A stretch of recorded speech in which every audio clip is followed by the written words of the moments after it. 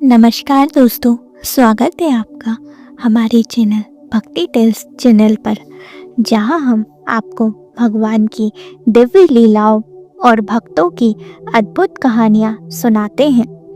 आज हम आपको सुनाने जा रहे हैं एक ऐसी सच्ची कथा जो न केवल भक्ति की शक्ति को दर्शाती है, बल्कि ये भी बताती है कि जब एक सच्चा भक्त अपने आराध्य की आराधना में पूरी श्रद्धा से लीन हो जाता है, तो स्वयं भगवान प्रकट होकर उसे आशीर्वाद देते हैं। तो दोस्तों, इस पवित्र कथा को अंत तक ध्यान से सुनिए और इसे अपने जीवन में अपनाइए। ये कथा सदियों पुरानी है। एक छोटे से गांव में श्रवण कुमार नाम का एक अत्यंत गरीब लेकिन सच्चा शिव भक्त रहता था।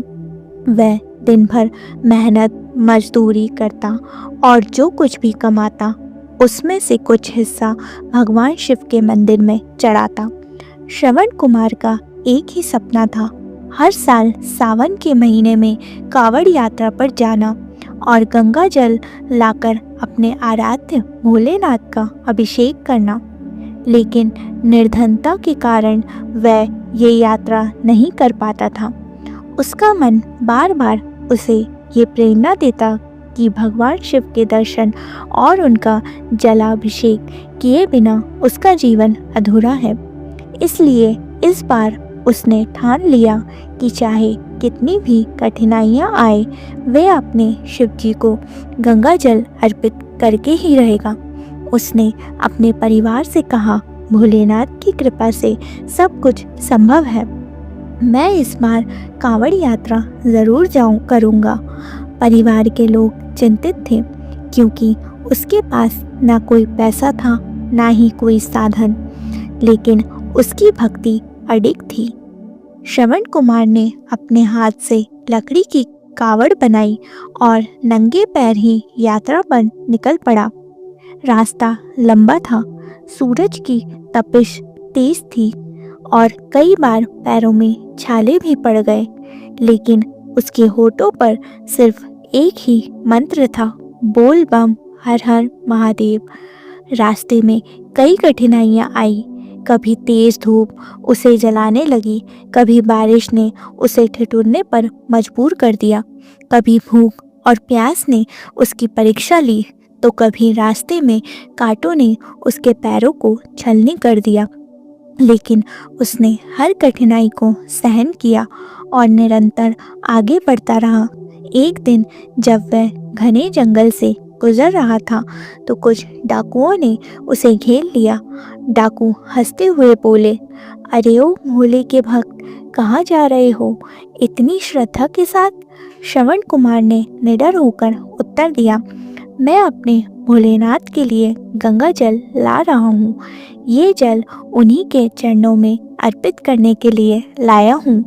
डाकुओं ने उसका उपहास किया और कहा, अगर तेरा भगवान सच में है तो वे तुझे बचाने क्यों नहीं आता?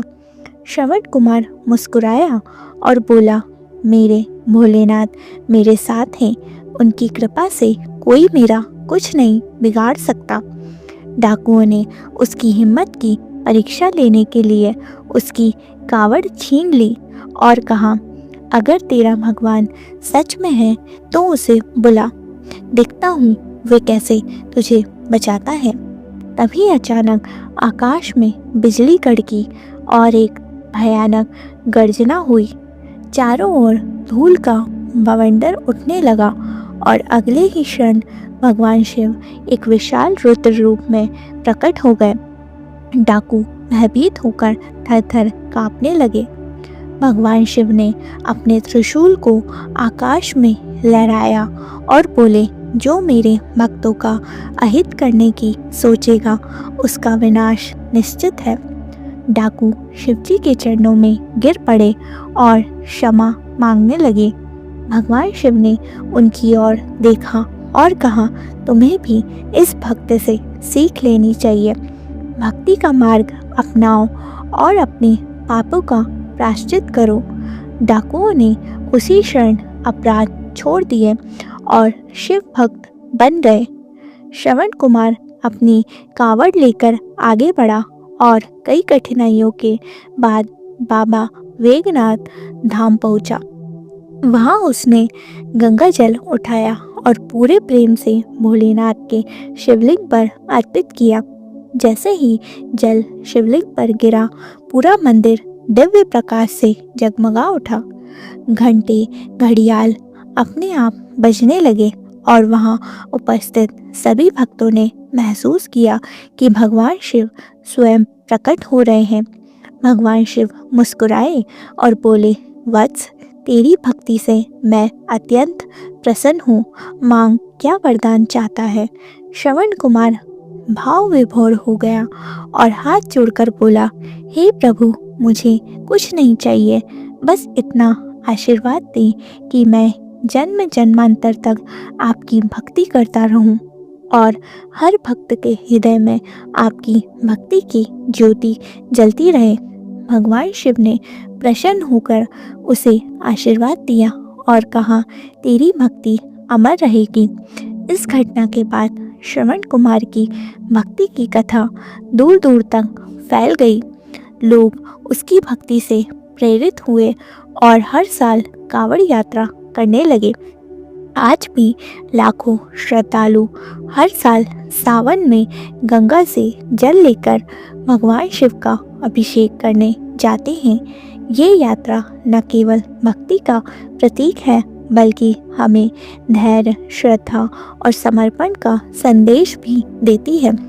तो दोस्तों, ये थी एक सच्चे भक्त की अद्भुत कथा, जिसने अपनी भक्ति से भगवान शिव को प्रसन्न कर दिया। अगर आपको ये कथा पसंद आई हो तो इसे भक्ति टेल्स चैनल पर लाइक, शेयर और सब्सक्राइब करना ना भूलें और कमेंट में बताइए कि आप भी कांवड़ यात्रा करने की इच्छा रखते हैं। अगली बार फिर मिलेंगे एक और सुंदर भक्ति कथा के साथ। हर हर महादेव। जय भोलेनाथ।